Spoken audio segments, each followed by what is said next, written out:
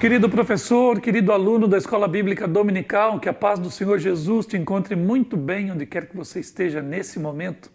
É sempre bom falar com você, aqui direto dos estúdios da ADC TV, a TV da Assembleia de Deus em Criciúma, Santa Catarina.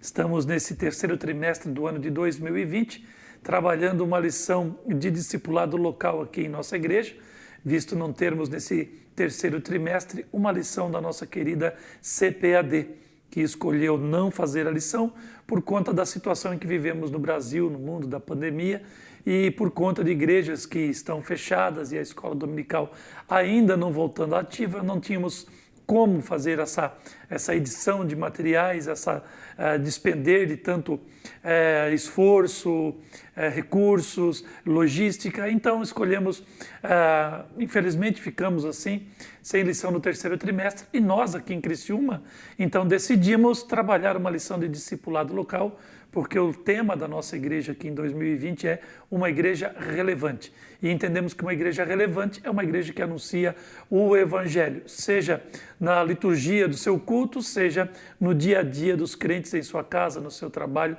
nos lugares onde tem convívio com as pessoas à sua volta. Então, o discipulado é uma função da igreja até a vinda do Senhor Jesus Cristo, é uma ordenança a pregação do Evangelho, o ensinar e fazer discípulos. Então, estamos tomando essa decisão no terceiro trimestre e preparando a igreja para o discipulado, apresentando essa lição e também já discipulando as pessoas que estão iniciando no Evangelho e colocaram no seu coração o desejo de batizarem-se em águas e tornarem-se membros de nossa igreja. Na lição passada, do domingo passado, falamos sobre a Bíblia Sagrada e nessa a lição de número 2 nós vamos falar sobre o discípulo e o propósito de Deus que está aí na tela. Caro professor, já no título nós temos aqui um dilema que você pode então dirimir para o seu aluno, caso ele tenha dúvida ou caso você queira tocar nesse assunto. Porque quando falamos de propósitos, nós estamos falando de um plano, de um projeto, estamos falando de eventos que estão ocultos da nossa vista, mas já estão postos dentro de um tempo que não é o nosso, que é a eternidade.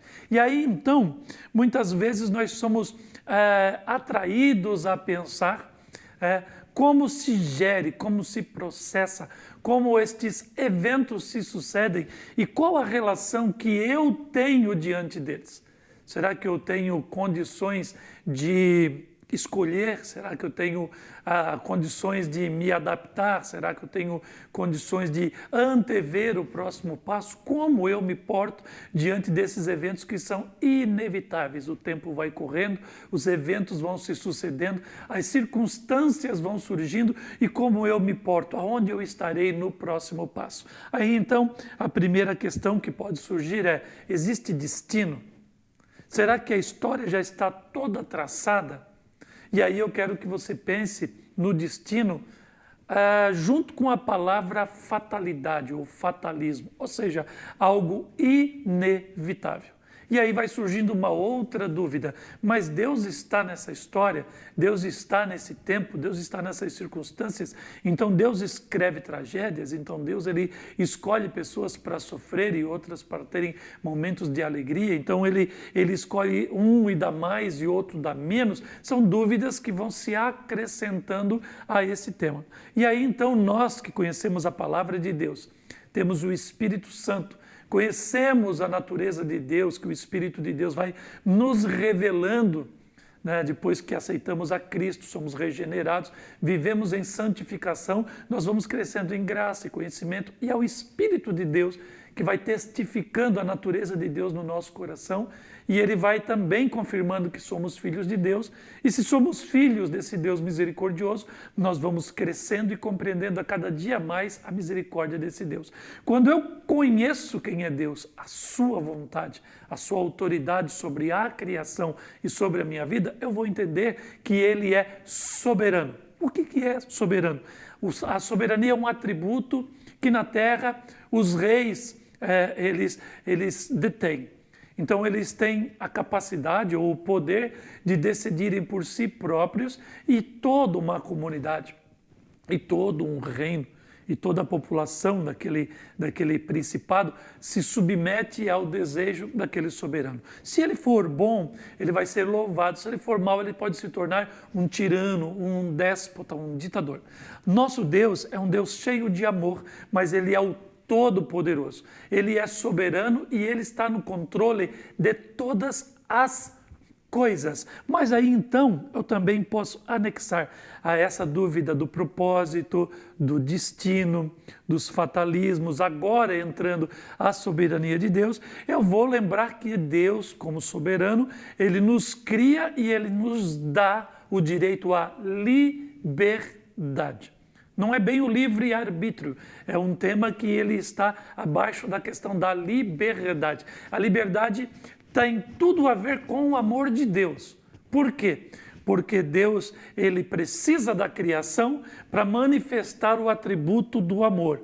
Porque se ele não cria, como ele vai manifestar o amor? A Bíblia diz que ele é amor. E ele cria a criação, principalmente o ser humano, e ele dá ao homem a condição de retribuir esse amor em liberdade. Você não é obrigado a amar a Deus, você é convidado a amar a Deus. E quando eu recebo o convite do Espírito Santo, e eu me prostro diante de um Deus Todo-Poderoso, que está na história, que é soberano, que tem controle de tudo, eu clamo, como diz Jesus na oração dominical, que seja feita a vontade de Deus na terra como no céu. Então eu invoco a misericórdia de Deus e peço ao Senhor que me auxilie na minha caminhada de vida. Quando eu me reporto a Deus, a sua misericórdia, e quando eu clamo pela direção divina sobre a minha vida, o que acontece? A probabilidade, numa linguagem estatística, a probabilidade de eu errar, de eu me dar mal, de eu me autodestruir, de eu errar, ela cai praticamente a zero. Então precisamos em oração, em comunhão com Deus, numa vida de devoção ao Senhor, descobrindo a cada passo a vontade de Deus para minha vida. Então eu posso, na minha história, agir dirigido pelo Espírito Santo e então andar pelo Espírito na conformidade da vontade de Deus, que o apóstolo Paulo vai dizer que é perfeita, boa e agradável. Então, um dos lemas da Reforma Protestante é que Deus é bom em todo tempo e tudo que ele faz é bom. Então, o mundo, num outro contexto, ele está vivendo, ou ele está girando no seu curso desequilibradamente por conta do pecado que transtorna a criação. É por isso que Jesus diz que no mundo tereis aflições. Então, veja, eu tenho a minha comunhão com Deus, mas eu estou inserido num contexto de desequilíbrio espiritual, material e etc. Então, mesmo andando na vontade de Deus, eu poderei me defrontar com situações adversas. E é aqui que entra o título da lição: o propósito de Deus. Qual é o propósito de Deus? Que eu seja mais do que vencedor em todas as circunstâncias que eu venha a enfrentar, sejam boas, sejam ruins. Então aqui nós vamos dirimindo essa possível dúvida acerca de propósito, acerca de destino, acerca da fatalidade, acerca dessa vontade de prescrutar o sobrenatural e descobrir aquilo que está logo ali adiante, querendo antecipar os tempos. E é nesse movimento, muitas vezes irracional, impensado, que eu vou me preocupando. Ou seja, eu vou trazendo o problema de amanhã para agora. Aí eu desequilibro o meu presente e quando eu estou desequilibrado, eu vou fatalmente errar e eu estarei saindo do propósito de Deus para a minha vida. Então essa é uma introdução da introdução no tema da nossa lição de hoje. O texto de ouro é Oséias 6:3. Conheçamos e prossigamos em conhecer o Senhor. Como a alva, como o dia que se levanta, será a sua saída. E ele a nós virá como a chuva seródia que rega toda a terra. Aquela chuva fininha, mas bem compacta. Aquela chuva que nós chamamos da chuva que molha o bobo, não é assim que nós falamos? É aquela chuva que a gente olha assim, mas não é uma trovoada, mas ela desce pesada, ela entra em todos os cantinhos da terra, ela vai rompendo com todos os torrões, e ela faz a terra ficar liguenta, junta tudo e faz uma grande massa, a semente ela é germinada e depois a colheita é certa para a glória do nome de Deus. Assim então é a vontade de Deus na nossa vida. Ela vem, trabalha, ela gera os seus frutos e a vontade de Deus, ela me leva para os propósitos do Senhor. Então nós temos 4 tópicos nessa lição: Deus e sua existência, a pessoa de Deus, Deus e a criação e no final, para encerrarmos bem essa lição, os propósitos de Deus para a humanidade. Parecem temas simples, mas para uma pessoa que está chegando agora o Evangelho, carregada de dúvidas e de temores, você vai perceber que, para você que é professor, os textos que nós usamos na lição, eles podem parecer assim muito corriqueiros, do cotidiano, eles podem parecer muito previsíveis para você que conhece a palavra de Deus em profundidade. Mas os temas que vão ficando ao entorno dessas passagens bíblicas e os dilemas que esses teus alunos, discipulandos, eles trazem de uma vida de muito pecado, de muita derrota, de muito desabor, eles vão ser confrontados com esse conteúdo da lição e você vai ver quanta demanda você tem para esse próximo domingo junto com o seu aluno.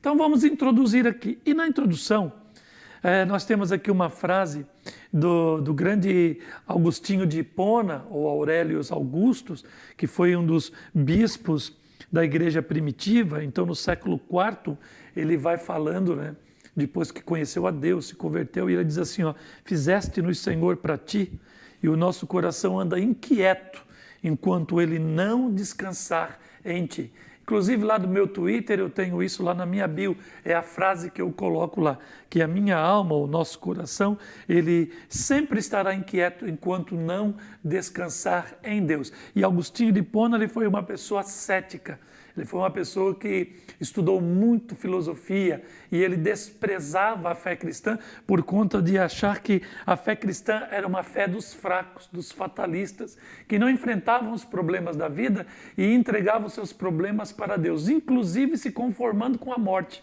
Olha, veja só, porque a única promessa de Cristo para o cristão é a vida eterna. Então, nessa vida, estamos de passagem, cumprindo o propósito de Deus e fazendo a vontade de Deus, tentando extrair o melhor que podemos para viver também o melhor que podemos nessa terra, que não é a nossa morada final. Então, assim como o nosso Deus é do céu e o seu Espírito Santo é do céu, a natureza de Deus está sendo formada pelo Espírito em nós, o nosso desejo já é a vida eterna. E o crente, o cristão, ele não tem nenhum problema de questionar a vida eterna, de desejar a vida eterna e de olhar para esse mundo e desprezar esse mundo, até porque o crente não tem que amar esse mundo. Então, ele dizia que a nossa fé era fraca, mas quando ele conheceu a Deus, ele entendeu a intensidade desse amor e o desejo de Augustinho foi estar com Deus. Ou seja, aquele cético, aquele ateu, agora ele é um apaixonado pelo Senhor, porque ele descobriu a essência de Deus através da sua palavra. Então, o que diz conhecer a Deus é a grande necessidade da humanidade, concordo em 100%. Nós temos o primeiro tópico da lição, querido professor, Deus e sua existência. Temos 3 subtópicos para o nosso primeiro tópico, e o primeiro vai falando aqui da existência de Deus, é um fato para o crente, não para o cético, não para o cientista, não para o ímpio, não para o zombador. Eu falei na aula passada que a Bíblia não é um compêndio científico, também não é um livro de detalhes, é um livro de fatos que existe para que você creia nele. Então isso aqui é um fato, ou a existência de Deus é um fato para o crente, para aquele que acredita. E a pessoa que não acredita não faz diferença nenhuma nessa equação, porque o fato de ele não acreditar não interfere na existência, na realidade de Deus, que eu acredito pela fé. Deus não vai mudar ser menos ou mais por conta de eu crer ou não crer. Eu creio, se alguém não crê, o problema é de quem não crê. E aqui no nosso subtópico, João 20 e 29, como ele cita ali, dá o exemplo de Tomé, que quando tocou em Cristo, ele conseguiu acreditar. E aí Hebreus 11:6 vai falando que sem fé é impossível agradar a Deus. E para aqueles que são céticos, que certamente o novo convertido ele encontra pessoas assim, e ele vai questionar. Eu tenho um esquema que eu não trouxe aqui porque o nosso slide já estava pronto, e eu também não tenho essa habilidade de lidar com visuais, mas eu posso traçar para você mentalmente um esqueminha fácil de eu tentar trazer uma evidência da existência de Deus muito simples através da história com realidades que nos alcançam no tempo presente. Por exemplo, Moisés, ele tem a revelação de Deus lá no deserto de Midian, em mais ou menos 1500 antes de Cristo. E aí, então, ele tem a revelação de Deus para ser o libertador de Israel, um povo que estava escravizado 400 anos ali e que é descendente de Abraão, uma história de quase 1000 anos antes do que esse fato em Midian. Mas a escritura começa a ser escrita por Moisés em 1500. E lá ele vai relatar o princípio do mundo e o princípio da nação de Israel para os israelitas no ano de 1500. E depois a história ela vai decorrendo. Moisés fala do Egito, Moisés fala do povo de Deus, Moisés fala do deserto, fala de Canaã. E aí então a história vai decorrendo até chegarmos no ano 0, Jesus nasce e depois a igreja é fundada. A igreja já tem 2000 anos na face da terra. Então eu tenho 2000 anos aqui, 1500 anos antes de Jesus, tenho 3500 anos de história. E aí eu tenho que questionar com você a questão de Israel como nação. Israel é uma nação que recebe a revelação divina em forma de palavra, isso é muito importante, em forma de documento. E aí você vai perguntar para o seu aluno ou para qualquer cético, na história, a escrita, ela é sumamente utilizada por qual povo? Desde a antiguidade. Qual povo guarda as suas lembranças? Qual povo guarda a sua história para preservar o seu presente e garantir o seu futuro? Israel. De sorte que a narrativa bíblica é como se fosse uma coluna vertebral da história da humanidade, onde saem as costelas, os membros superiores e inferiores. Ou seja, não dá para extrair a Bíblia e o relato bíblico e da igreja da história da humanidade. Por quê? Porque a humanidade se encontra dentro do relato bíblico. Então eu tenho a palavra de Deus, eu tenho o Egito que existe até hoje, eu tenho Israel que existe até hoje. Tenho 2 fatos importantes para você falar com seu aluno ali na casa na hora de estar discipulando. Israel é a única nação do mundo que foi despejada da sua terra e voltou por 2 vezes. 2 vezes quando? No cativeiro babilônico e depois na destruição de Jerusalém em 70, voltando no ano de 1948 pela 2ª vez para a sua terra. Ou seja, não há na história do mundo uma nação que tenha tido essa experiência de ser despojada da sua terra, viver uma diáspora e retornar. E aí então Israel é uma realidade no mundo e a igreja é uma realidade para o mundo. Por quê? Porque os monumentos históricos, as tradições, os nossos mártires, os nossos escritos, o acumular histórico de pessoas que viveram para Deus, enchem a história. E aí você pergunta hoje, para alguém que do alto da sua arrogância diz que não há Deus, o que você vai fazer com todo esse acumulado de história? E mais, professor, antes da Bíblia Sagrada, antes daquele 1500 antes de Jesus com Moisés, como a história da humanidade foi contada? Ela se perde na tradição oral, ela se perde na ignorância, no recrudescimento intelectual das sociedades. Você não tem muito o que encontrar, a não ser através de escavações, da terra e de alguns achados arqueológicos. Você não tem documentos, você não tem muito o que falar de comunidades, de nações antiguíssimas. Ou seja, essa história de milhões de anos, de bilhões de anos, que confrontam a palavra de Deus, ela vai caindo por terra por falta dessa narrativa histórica da própria humanidade.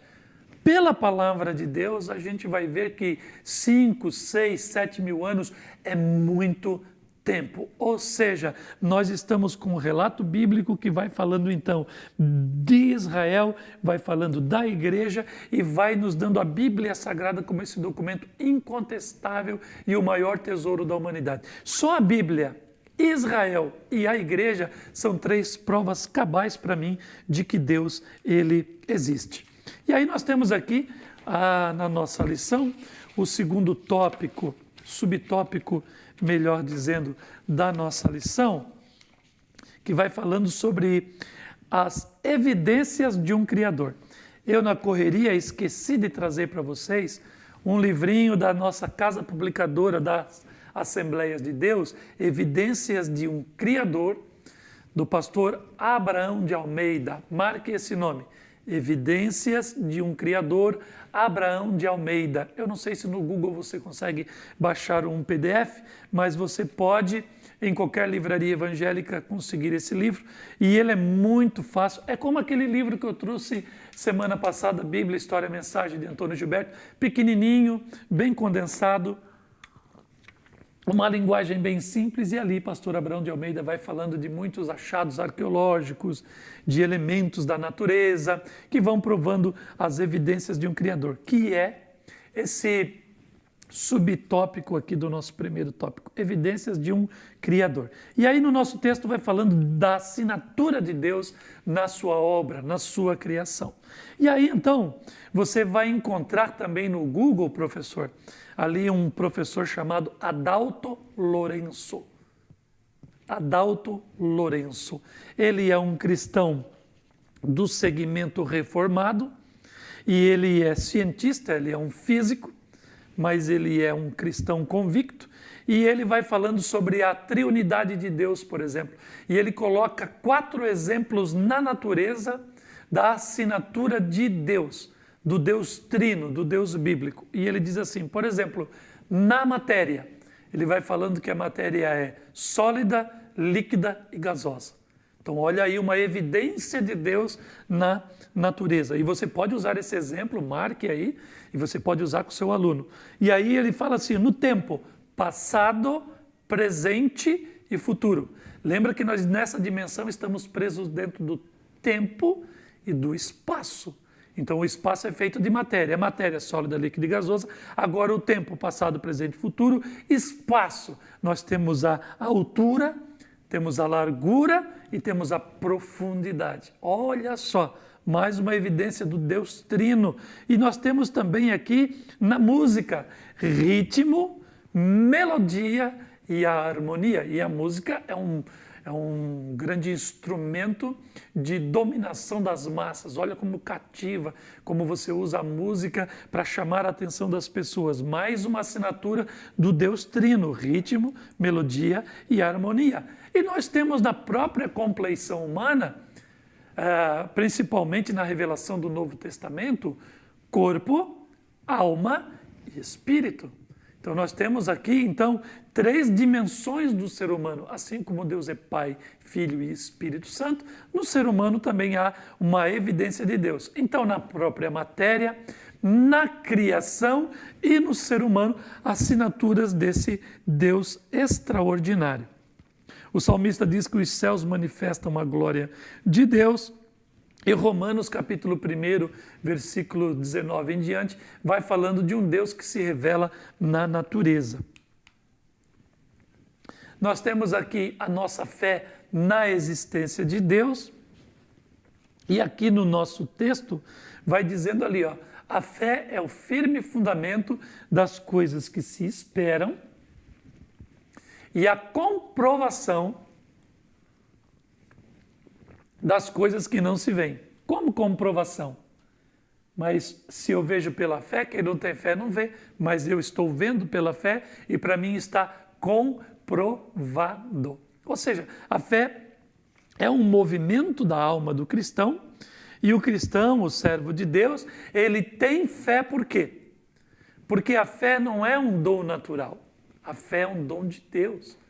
A fé é um presente que Deus nos dá para que então a gente possa crer. Lembra que a fé vem pelo ouvir e do ouvir a palavra de Deus?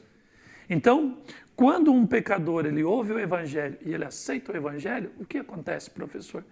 Ele recebe de Deus esse dom maravilhoso da fé para que ele possa crer ainda mais, para que ele possa adentrar nas profundezas do Deus que ele começa a amar quando ele ouviu a boa notícia do Evangelho. Então a fé já é por si só um dom que Deus nos dá. E aí então ela vai gerando fé, a palavra nos traz a fé ela abre o caminho para que eu aceite o testemunho do Espírito de Deus. Olha o que diz Romanos 8,16, o mesmo Espírito testifica com o nosso Espírito que somos filhos de Deus. Então veja, pregação do Evangelho, o dom da fé, a fé vem pelo ouvir a palavra de Deus. Agora, pela fé, eu estou comprovando que Deus existe. Eu tenho o testemunho do Espírito que me dá essa certeza, dizendo que eu sou filho de Deus. E aí ele vai terminando aqui, ó. Ademais disso, as diversas formas de conhecimento apontam, no mínimo, para a existência de um designer inteligente, ou seja,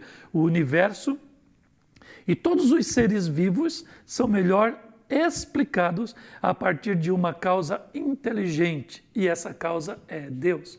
Quando você tem sintomas de uma doença, esses sintomas são os efeitos de algo que está acontecendo lá com você. Então, os efeitos, eles são oriundos de uma causa. A causa é o princípio do efeito. Então, se eu olho para a natureza e eu não busco qual a causa disso estar como está, aí eu estou quebrando essa regra da causa e do efeito, dessa interdependência dos fenômenos. Eu não posso ter um efeito e não ter uma causa. E eu não posso achar que a causa não gere nenhum efeito. Isso está intrinsecamente ligado e é inseparável, é uma união inviolável. Então, gente, para exemplificar melhor, quando você olha a perfeição da criação, você olha, por exemplo, para um prédio que está sendo implodido. Os engenheiros, eles fazem os cálculos, colocam as dinamites e eles vão implodir um prédio. O prédio, ele cai sobre ele mesmo. Quando você vai explodir, ele vai para fora, não vai para dentro. Aí você vai numa pedreira, você quer arrebentar uma pedra lá, abrir uma mina, como é o caso aqui em Criciúma, você usa os explosivos para explodir. Seja na implosão, seja na explosão, a grande pergunta que se faz para o nosso querido discipulando, para nós também que servimos a Deus é: alguém já viu uma explosão aonde a explosão ou a implosão que seja gere algo equilibradamente montado? Você já viu algum projeto que se gera em cima de explosão? Eu vou explodir aqui e o prédio vai ser montado. Eu vou explodir aqui e o viaduto vai acontecer. Eu vou explodir aqui e o poço vai estar pronto, o açude vai... Não acontece isso. Por quê? Porque tanto implodir como explodir são efeitos de devastação. Essa história do Big Bang que explodiu e o universo ficou todo equilibrado e aí então ele começa a agir e reagir, isso aí é uma conversa para quem tenta explicar o inexplicável. Deus é a causa de todos os efeitos possíveis e imagináveis de todo o universo e de toda a criação. E isso a gente crê pela fé, e a própria natureza ela nos dá uma ajudinha, nos provando como Deus é perfeito. Então nós temos aqui o segundo tópico, a pessoa de Deus propriamente dito. Então a gente já discutiu um pouco acerca da fé em Deus, e agora que nós estamos com a nossa fé em dia, agora que nós estamos convictos, agora que nós estamos plenos, nós vamos falar um pouquinho do Deus que nos chamou, que nos fez o amar, que nos convenceu do seu amor e nos deixou mais do que vencedores, felizes da Silva para a glória desse Deus maravilhoso. Então a gente tem aqui o primeiro subtópico, Deus e a sua natureza. Então, aqui no primeiro subtópico, João 4:24 é um testemunho do próprio Jesus que está dizendo que Deus é Espírito. Então, quando nós analisamos que Deus é Espírito, a gente vai perceber que Ele não tem corpo. E como Ele não tem corpo, Ele está numa outra dimensão que não é a nossa. Então, Deus é vida. Deus está vivo, jamais esteve morto, jamais morrerá. Ele é o princípio de todas as coisas, Ele é a causa de todas as coisas. Ele cria o homem segundo a sua vontade, nós já vamos falar do porquê nós somos assim, mas Ele tem a sua natureza, Ele tem a sua essência do seu ser. E essa essência é em espírito. Ele se revela no homem do sexo masculino numa questão de autoridade na sua criação. Mas Deus se faz reconhecido no homem como um homem, mas um espírito ele é assexuado. Então, quando a Bíblia diz que Deus amou o mundo de tal maneira para que todo aquele, está falando de homens e de mulheres. E a salvação cristã pregada pela igreja, ela coloca homens e mulheres na mesma gradação de importância. Por quê? Porque para Deus, homem e mulher, ou raças que subdividem a humanidade dentro desse cosmo diverso que nós vivemos, para Deus não há importância nenhuma no negro, no branco, são todos homens, são todos humanidade e todos carecem de misericórdia de Deus. E aqui, na última linha, fala sobre os seus atributos, estudaremos na sequência. Então, a natureza de Deus, Ele é espírito, Ele é vivo, Ele é uma pessoa e Ele tem as suas qualidades, os seus atributos. Que aqui, no nosso segundo slide, vai falar desses atributos que eu já falei na aula passada também um pouquinho, dos atributos incomunicáveis e dos atributos que comunicam.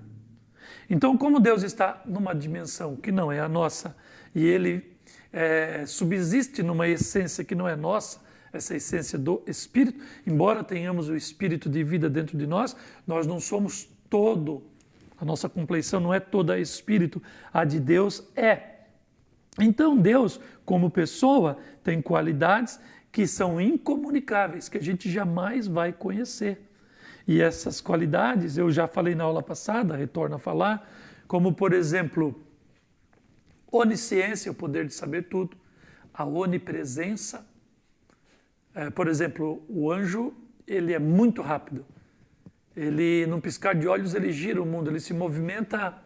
Quando eu olho para o universo, olho para Daniel, e ali no capítulo 8 fala daquele anjo que vem do céu falar com Daniel, ele atravessa todo esse espaço infinito, sideral, e num piscar de olhos ele está com Daniel ali. Ou seja, olha o movimento dos anjos como é rápido, é quase que uma onipresença, mas não é uma onipresença, porque ele se movimenta rapidamente, mas não está em todos os lugares. Deus está em todos os lugares. E uma vez perguntaram para um pregador, se Deus está em todos os lugares, ele também está no inferno? E aí o pregador olhou para aquela pessoa cética e ele disse o seguinte, a ira de Deus está no inferno. Deus é santo e Ele está em todos os lugares se manifestando da forma que Ele deseja ser conhecido nos mais diversos ambientes. E lá no inferno, por exemplo, está a ira de Deus lá, como em muitos lugares também está, porque Deus é santo e a sua santidade não convive com qualquer ambiente que nós criamos para nós aqui nesse mundo. Então, por exemplo, estar em todos os lugares, a onipresença, a onipotência, poder fazer o que quiser, e também a onisciência, saber tudo, não é? Isso são ciências que não são abarcadas pela nossa mente.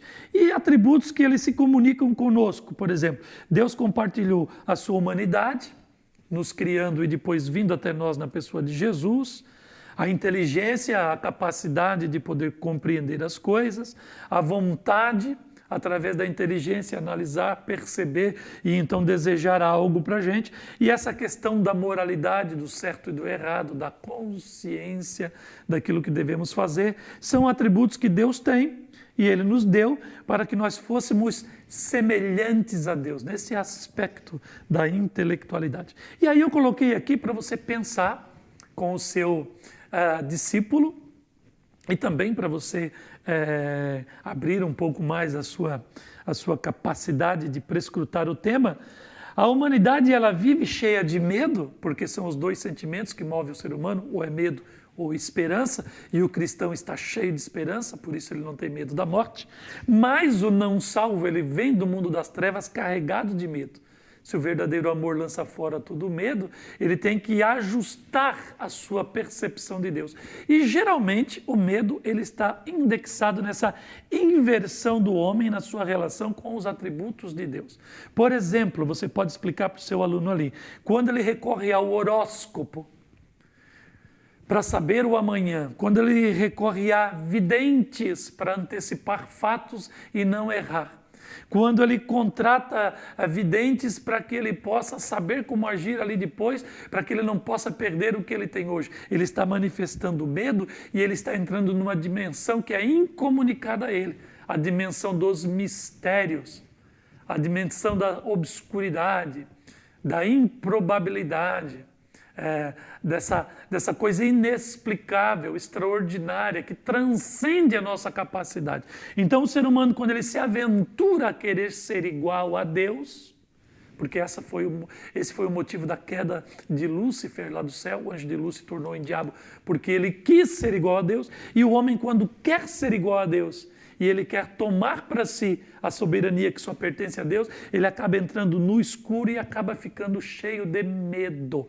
Então, quando eu recorro à minha real natureza e eu vou para os atributos que Deus me comunica, inteligência, vontade, moralidade, e eu vou então humanamente buscando a Deus, eu recebo a divindade de Jesus pelo seu Espírito na minha vida e eu começo a entender melhor a Deus. E agora eu tenho aqui a personalidade, fala da pessoa de Deus. E graças a Deus que esse Deus é uma pessoa. Uma pessoa tem a capacidade de interagir. Então o nosso Deus ele não lida na dimensão das vontades, ele age na dimensão da lógica, do raciocínio. Ele fala através da palavra, fala através de uma autoridade sobre a minha vida, um pastor. Ele fala através da igreja, com conselhos, na convivência, enfim, ele se utiliza de vários meios para falar comigo, porque ele é pessoa. E como pessoa, aqui na nossa lição, eu achei extraordinário, ele tem um nome,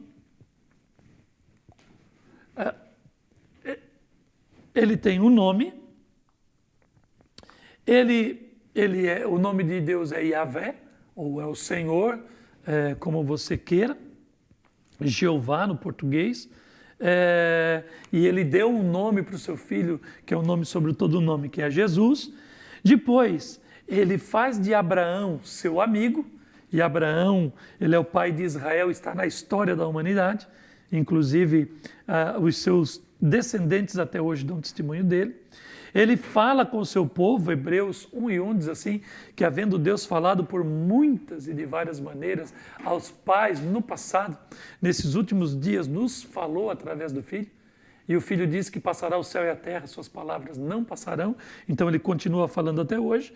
E aqui no Salmo 25:14, Jeremias 33:3, vai falando que ele compartilha segredos conosco. Jeremias 33:3, mostrar-lhe-ei coisas grandes e firmes que você não conhece. E aqui na nossa lição aqui, professor, há dois termos aqui, ó, transcendente, que está ali no nosso slide, que está aqui no nosso slide aqui, ó, atributos comunicáveis, já passei, me desculpem aqui. Aqui, transcendência superior que está além de tudo. O que transcende é aquele que vai além da materialidade, além daquilo que nos prende, além do nosso universo. A gente vai transcendendo para poder compreender as coisas de Deus. E há a imanência, que é o quê? A aproximação, a interiorização. Então, quando eu busco a Deus, eu transcendo a palavra, o Espírito, o testemunho do Espírito na minha vida vai me fazendo olhar para cima, buscar a Deus. E esse Deus maravilhoso, ele é imanente, ele vem na pessoa de Jesus e hoje ele está dentro de cada crente pelo Espírito Santo que nos foi dado. Então, veja, o crente transcende para conhecer a Deus e esse Deus, que é o Deus da transcendência, ele se torna imanente e ele vem humildemente até cada um de nós. Então, essa é a pessoa de Deus que se aproxima de nós com muitos privilégios para aquele que ama a Deus. E aqui eu tenho Deus e a criação, o primeiro subtópico, o Deus criador. E quando diz aqui, ó, na primeira linha, ao estudarmos o livro de Gênesis, iremos constatar que Deus é o criador de todas as coisas. E é aqui que surge um dos nomes de Deus, maravilhoso. Maravilhoso por quê? Maravilhoso porque Deus criou essas coisas que para nós são impossíveis de serem feitas. Olha as obras mais magníficas, arquitetonicamente falando, que a humanidade já produziu. Nada é capaz de se comparar à beleza do nascer do sol, do pôr do sol, de uma noite estrelada, de um mar bonito, de uma floresta, de uma montanha, de um vale, ou seja, do homem, da criação, da fauna, da flora, nada se compara a essas coisas. Por isso que eu olho e me espanto com a natureza, maior então é quem a criou. Se a natureza é maravilhosa, o nosso Deus é maravilhosíssimo e Ele é o Todo-Poderoso porque Ele pode agir na sua criação. E aí o apóstolo Paulo, ele fala em Romanos 8, 22 e 23, conforme está ali na lição, que a natureza, ela, por sofrer por conta do pecado, ela almeja que Deus cumpra logo o seu plano, que se revelem os filhos de Deus, e ela geme, ela quer parar de sofrer, porque ela foi criada por Deus de uma maneira perfeita e hoje ela sofre por conta do desequilíbrio que o pecado causou. E aí então, professor, só para a gente enriquecer aqui esse tópico, eu posso pensar nesse texto de Romanos, quando ele fala que a criação ela geme como se ela estivesse viva, e eu posso, a natureza é um organismo vivo, tem uma vida própria, é uma questão filosófica, mas eu posso ir também para a questão gramatical e pensar que isso aqui é apenas uma figura de linguagem ou uma prosopopeia, onde a gente pega então elementos da natureza, elementos inanimados, ou pessoas que já morreram, ou pessoas, personagens de uma ficção, e eu dou voz a estes personagens que eu vou criando. Isso é uma prosopopeia, uma figura de linguagem, apenas uma expressão de retórica, mas seja como for, aqui o texto de Romanos vai falando dessa relação íntima que a criação tem com o nosso Deus, seja de forma literal ou poética, como eu já disse também. E quando eu falo de um Deus todo-poderoso, de um Deus maravilhoso, criador de todas as coisas, eu também posso transferir todo esse poder para uma questão de fé, para minha intercessão, para minha oração. Por quê? Porque o Deus que criou a vida é um Deus que pode curar o enfermo que está morrendo. Você está entendendo? Então, o Deus que criou o ser humano é o Deus que pode tirar a pessoa lá do leito de enfermidade. É o Deus que pode restaurar todas as coisas. É o Deus que pode abençoar a minha terra. É o Deus que pode abençoar os meus animais. É o Deus que pode trabalhar na minha fábrica. Não é a teologia de prosperidade. É invocar o poder desse Deus que criou todas as coisas, que é soberano sobre todos os elementos da natureza, e invocar o poder de Deus que criou tudo isso para abençoar a vida daquele que realmente acredita no poder desse Deus extraordinário. Quem criou uma vez pode recriar ou criar novamente. Ou seja, tudo é possível ao que crê. Por quê? Porque Deus é todo-poderoso. E aí vai você numa gradação de fé, crendo mais ou crendo menos. Então, Deus é o Criador da humanidade, é o subtópico de número 2. Estudamos isso na escola dominical, agora no trimestre passado, falando sobre a humanidade como um todo, como grupo de pessoas que Deus cria para a sua glória, para o seu louvor e etc. E aqui na lição vai tocando nisso novamente. A humanidade não é o resultado da evolução de uma determinada espécie. E quando nós falamos aqui da evolução das espécies, você, professor, tem que entender que quando se fala daquele elo perdido ali da teoria da evolução, e lembre que a evolução é uma teoria, ela nunca foi comprovada. Ela é adotada nos meios de ensino seculares, mas ela não é comprovada. Ela é apenas uma teoria. Tanto que o elo perdido é aquele ponto onde os símios vieram e dali para frente eles continuam sendo símios e o ser humano ele evolui para ser o que nós somos hoje, segundo a teoria da evolução. Só que esse elo perdido, ele é justificado pela perca. Veja, então quando você crê em Deus e você não prova Deus, porque Deus ele não é um elemento para ser provado pela ciência, pelo método científico, zombam de você porque não se pode ver a Deus. Mas aí eu preciso crer num elo perdido. Alguém viu esse elo? Não. Alguém tirou foto desse elo? Tem um desenho? Não, não tem. Aonde ele está? Não, ele foi perdido, por isso que a gente não consegue comprovar. Então você zomba do meu Deus e eu tenho que acreditar no seu elo perdido? Então essa história de que o homem veio do macaco também é uma ignorância. Você, como um cristão, como uma pessoa que está discipulando pessoas, tocando nesse aspecto, você não pode se fazer de uma pessoa ridícula, risível, ignorante. O homem não veio do macaco.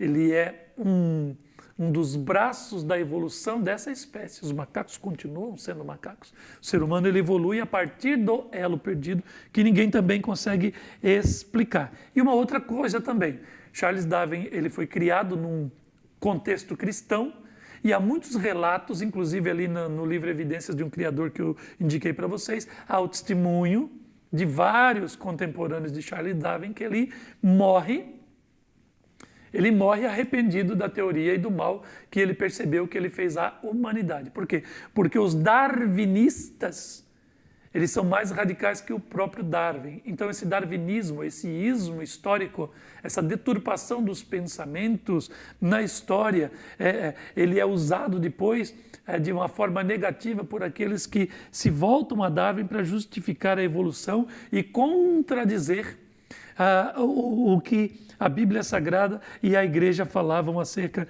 desse Deus extraordinário. Então, a evolução é apenas uma teoria, falamos já do elo perdido e estamos falando de uma humanidade como um corpo, como uma massa, como uma coletividade que é criada por Deus para a própria alegria de Deus. É por isso que vai dizendo aqui, na nossa lição, que o ser humano é criado, segundo Isaías 43:7, para louvor, ou seja, para glória, para alegria desse Deus maravilhoso. Então agora, a gente tem aqui, na nossa lição, que o principal motivo do homem ter sido criado é para quê? Reconhecer seus erros e receber a salvação. Então quando nós falamos de erro, a gente vai falar de pecado. Pecado gera culpa, culpa condenação. Aqui você toca num ponto nevrálgico dessa história. Por quê? Porque a humanidade não reconhece estar errada. Ela não aceita a questão de culpa. Ela diz o seguinte: eu não pedi para nascer, por que Deus vai me lançar para o inferno? Isso é injusto, não pode. Se eu não pedi para nascer e eu nasci, eu também não posso ir para o inferno. Lembra do começo que eu falei sobre a soberania de Deus e os propósitos de Deus? A assinatura de Deus está espalhada e o ser humano ele é afligido pela presença de Deus em todos os dias da sua vida. De sorte que no juízo ele será injusto, ele não poderá se justificar. Ele não consegue. Ele não vai poder dizer que Deus não existiu, porque Deus deu provas, seja na criação, seja na sua alma, na sua consciência. Então ele precisa conhecer os seus erros e buscar a salvação desse Deus por meio de Cristo. B, receber a Deus e glorificá-lo em todos os seus caminhos. Essa sujeição a Deus, essa humildade de querer pertencer a Deus, de querer fazer parte das posses de Deus, de viver sobre o domínio de Deus. Não é ser fraco, não é ser entregue ao fatalismo, um covarde, não. É confiar, é diferente, eu confio em Deus. a minha vida, eu entrego o meu caminho. Eu sei que sozinho eu só vou viver no medo, na ignorância, nas trevas da ignorância, eu só vou errar e me dar mal. Então eu reconheço Deus, me entrego confiantemente em Deus e eu espero em Deus e Deus cuida de mim da melhor maneira possível. E C, observar os seus mandamentos e D, viver dignamente em santidade para com Deus. E santidade vai falar aqui de restrições. Vai falar do quê? De limites. E é aqui que na santidade, o teu aluno, o teu discípulo, você tem que explicar isso para ele vai demonstrar se ele é filho de Deus ou não, porque ele segue um Deus que não age por vontade, como eu já falei, que age por raciocínio, e agora ele me dá a capacidade de entender que me criou para ser livre, e eu vou adorar se eu quiser. Agora que eu conheci a Deus, agora que eu sei do juízo, agora que eu conheço a vontade dele para a minha vida, eu vou escolher viver para Deus ou não. E é na santidade que eu provo para Deus que eu sou um escravo livre. Por quê? Porque eu não faço determinadas coisas, porque a minha ética e a minha moral construída pela palavra, pelo convívio na igreja, pelo testemunho do Espírito Santo, me dizem que Deus é santo e aquilo eu não vou fazer. Por que tu não faz? Tu és preso, prisioneiro, tu és um escravo de pastor, de igreja, de estatuto, de liturgia, disso mais aquilo. Não, não, não, não. Eu sou livre. E como livre, eu escolho não fazer isso e servir a Deus com alegria. Isso é santidade. E aqui no subtópico 3 do nosso tópico 3, nós temos aqui o ser humano como imagem e semelhança de Deus. Aqui nós vamos falar sobre os atributos comunicáveis, que são aqueles que Deus se permite conhecer e construir em nós uma nova criatura. E aqui eu vou trabalhar rapidamente com você a questão da imagem. Quando Deus nos cria segundo a sua imagem, é porque no mundo em que eu estou vivendo, eu percebo que eu preciso de pés, pernas, de braços, de mão, preciso de órgãos que retenham os sentidos, como olhos, meu ouvido, meu nariz, o olfato, o palato, o tato, né? Essa questão da minha sensibilidade.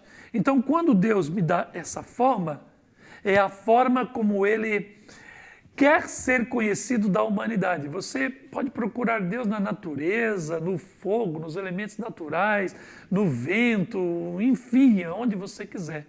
Mas a melhor expressão de Deus na natureza é o próprio ser humano. Então, o ser humano é a imagem, ele é o reflexo. E aí, então, alguns tradutores, eles vão traduzir esse termo imagem do hebraico como a sombra do próprio Deus.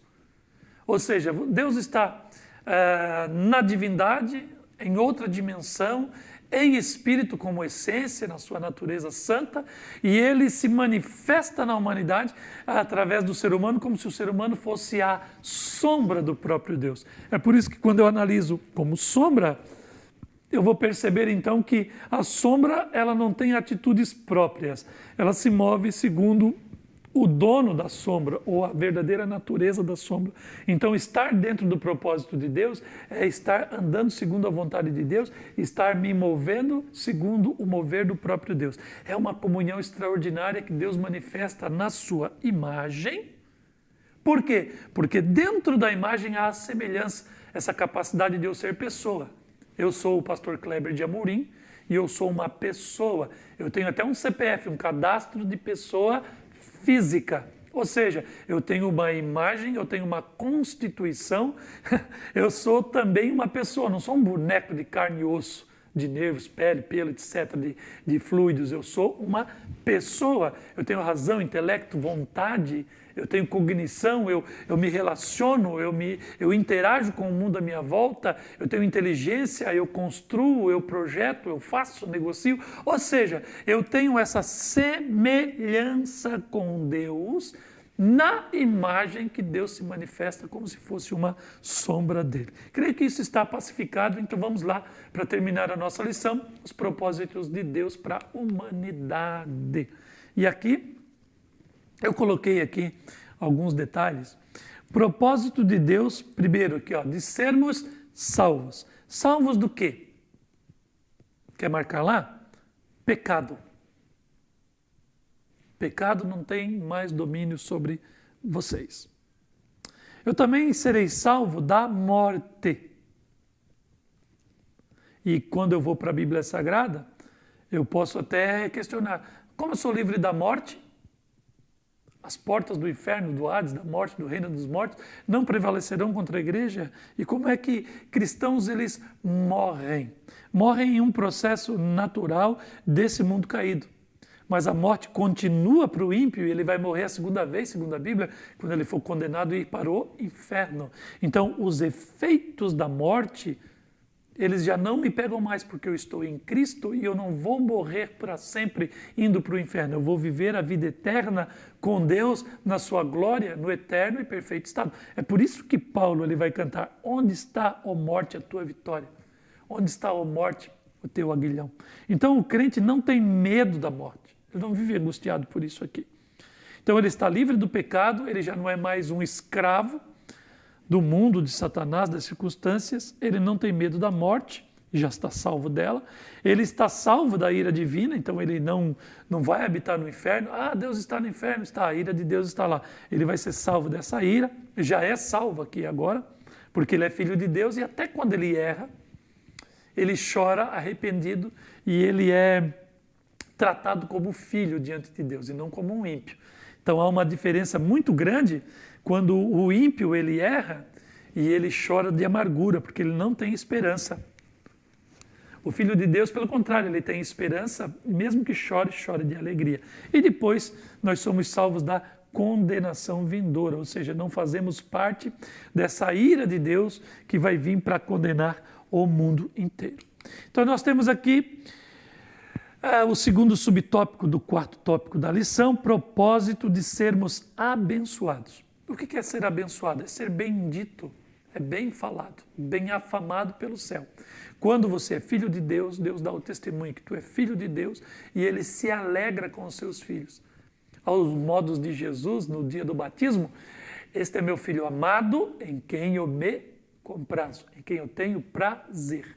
A pessoa que Deus tem prazer é a pessoa que é abençoada. E como é que eu tenho exemplos bíblicos que me abrem mais esse entendimento? Aqui na nossa lição, Gênesis 12, 2 e 3, aqui ele diz aqui, ó, abençoar-te-ei, engrandecerei o teu nome.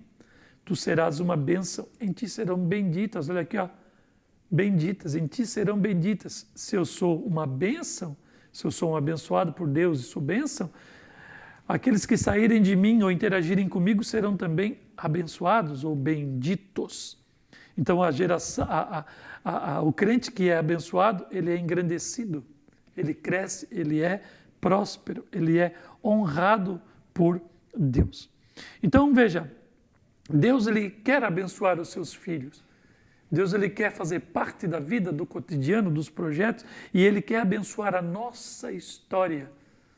E nós, como sombras, como eu já falei, como imagem, como semelhança, como criaturas para louvor e glória do nome do nosso Deus, nós precisamos descobrir esse propósito na nossa vida, e essa descoberta ela vai sendo conquistada no decorrer da nossa vida e da nossa história para com Deus. É esse o sentimento que você deve colocar para o seu aluno. E aqui, encerrando a nossa lição, propósito de sermos frutíferos na vida presente.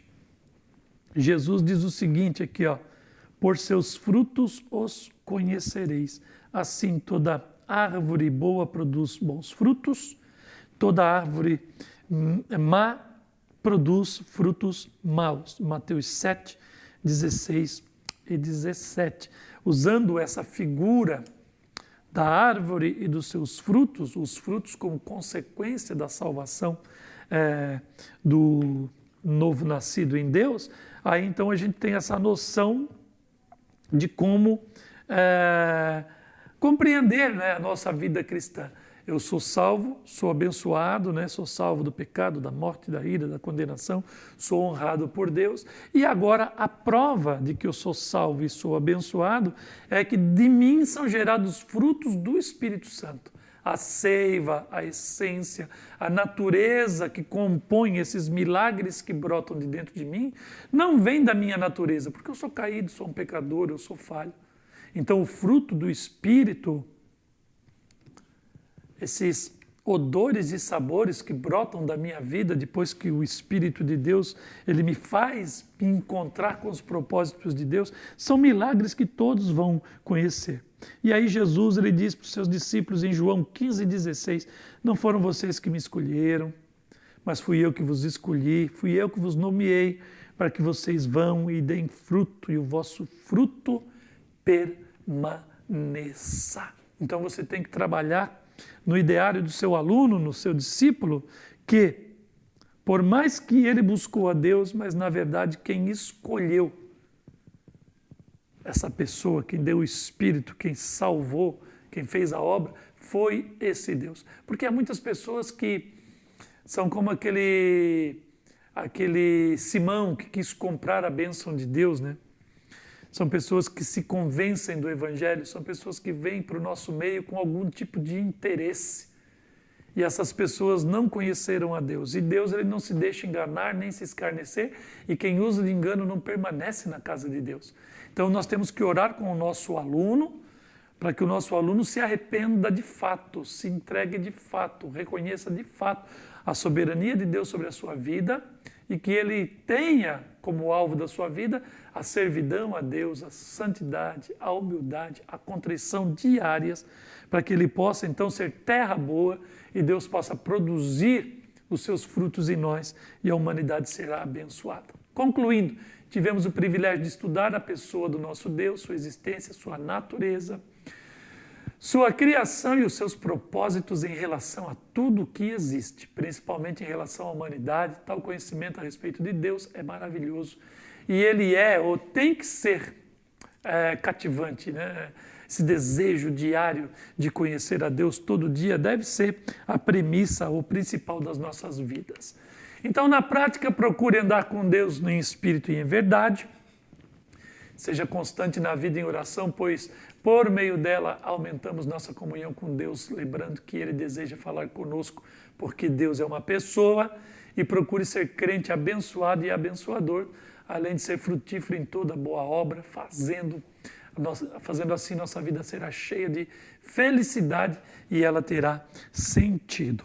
Caro professor, nós também temos aqui a nossa leitura semanal. Dê isso como lição para o seu aluno, fora as questões que estão aqui na lição, corrija a da semana passada e passe por esses textos bíblicos, pegue a Bíblia e faça seu discípulo desfolhar a Bíblia para que ele tenha familiaridade com o texto sagrado e aí então ele comece a se familiarizando com a Bíblia, a conhecer onde estão os livros posicionados, o que é Novo e Antigo Testamento, os profetas e tal, como nós estudamos na primeira aula, e aí então isso vai ajudar o seu aluno na busca pela verdade de Deus, até que chegue no final da lição e ele esteja pronto para o batismo em águas. Então aqui estão as pessoas envolvidas nesse projeto, que você ore, que você compartilhe, dê seu like aí no nosso vídeo, divulgue com todas as pessoas que você puder. Você que é de outra cidade, quiser entrar em contato conosco através ali dos contatos que estão nos nossos links,